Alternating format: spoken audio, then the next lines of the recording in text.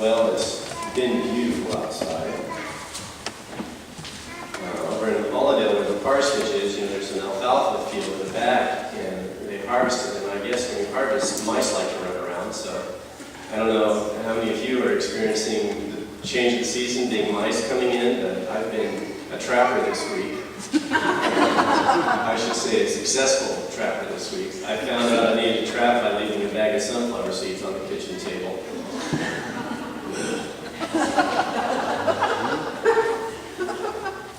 In Madison, we have a house that's got a front porch, and there's a grocery store down around the corner. So, my wife and I sit on the front porch together sometimes, and families come and go, going to the grocery store.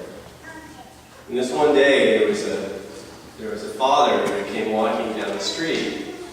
He had a little baby in arms, and the baby was so small, it was still a noodle neck, So he had it kind of up high with the baby's head and sort of in his shoulder.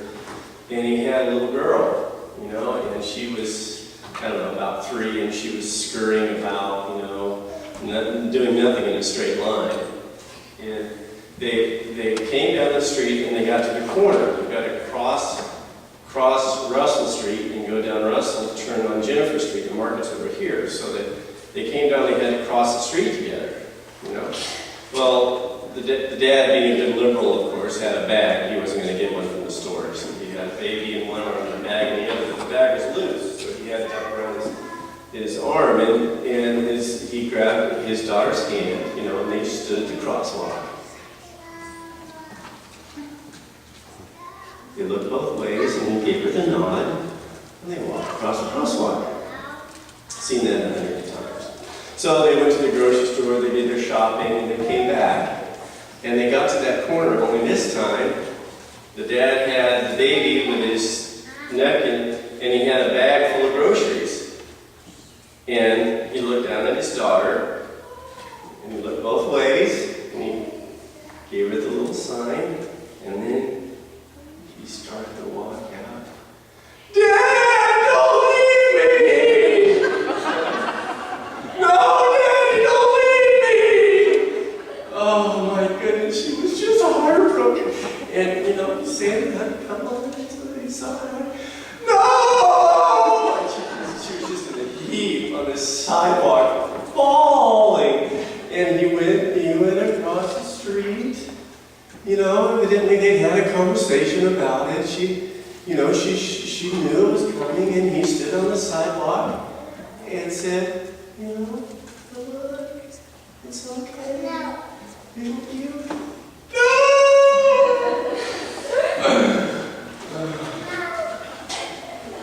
Yeah.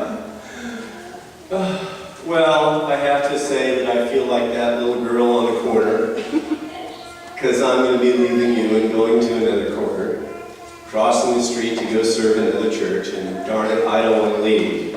And I'm not sure that there's going to be another church that's going to take care of me and love me and worship the way this church does. I'm not sure what's going to happen there, and I don't necessarily want to go. And inside of me, you know what's going on? Yeah, but it's time for me to go. Yeah, that time comes. And it comes not only for interim pastors, it comes for churches. It comes for people. And I have to admit that what I see in that crosswalk between those corners is discomfort. You could call it fear if you want, but it's uncomfortable out there to take that step, and so, well, there's a problem that God's grace always calls us into uncomfortable places.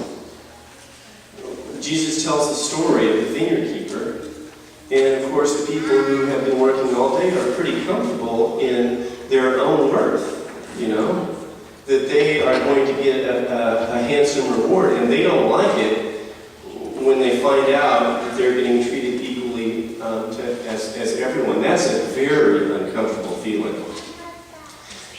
Yeah. But I think that we as a church are called into discomfort. I think that's what faith is about.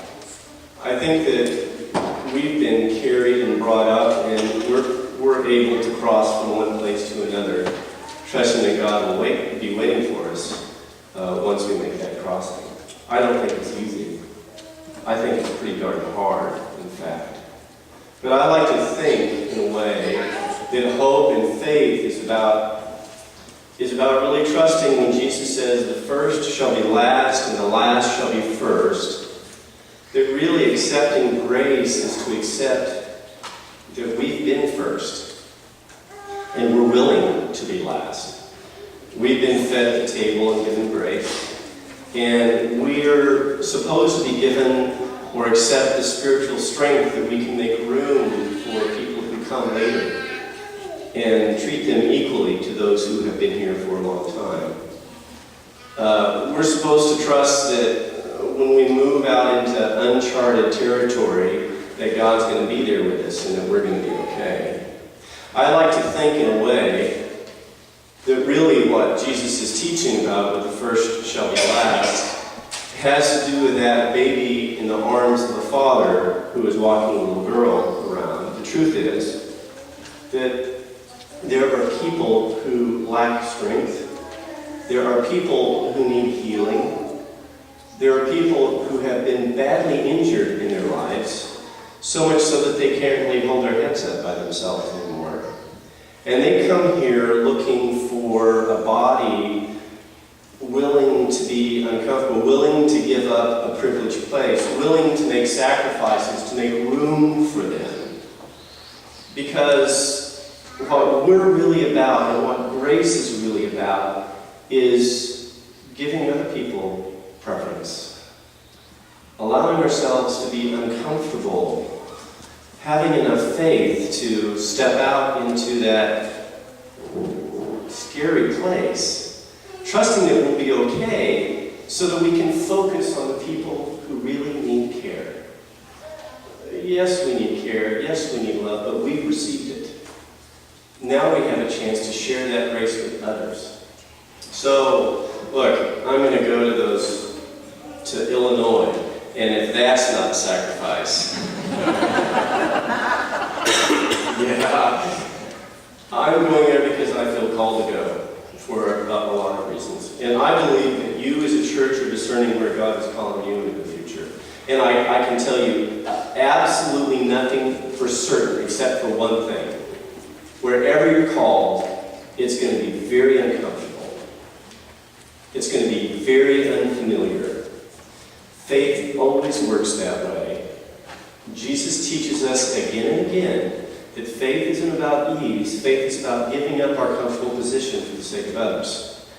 And I expect that that's what holds you in the future. And I think that God will be with you just as God will be with me in Illinois, where I have to learn, for example,